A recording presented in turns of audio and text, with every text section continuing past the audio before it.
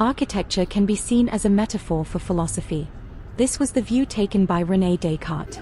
Similarly, philosophy can be a vice versa metaphor for architecture. Jean Nouvel has always thought so.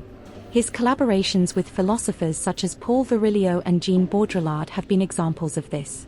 It would seem he has concluded that the culture of modernity is now in a much more complex, ambiguous position. The influence of postmodern philosopher Jean Baudrillard on modern culture has been immense. Concepts and texts such as the desert of the real and simulacra and simulation were referenced in the film The Matrix.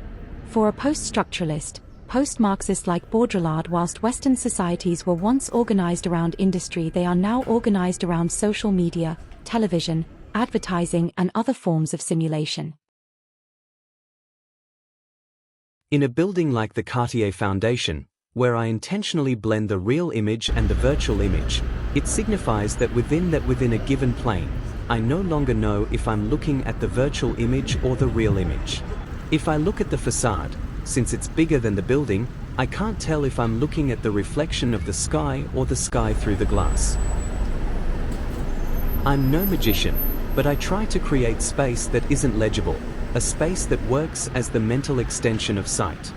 This seductive space, this virtual space of illusion, is based on very precise strategies that are often diversionary.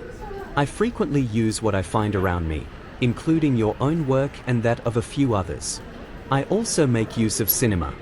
So when I say that I play with depth of field, it's because I'm trying to foreground a series of filters that could lead anywhere, a kind of meta-narrative.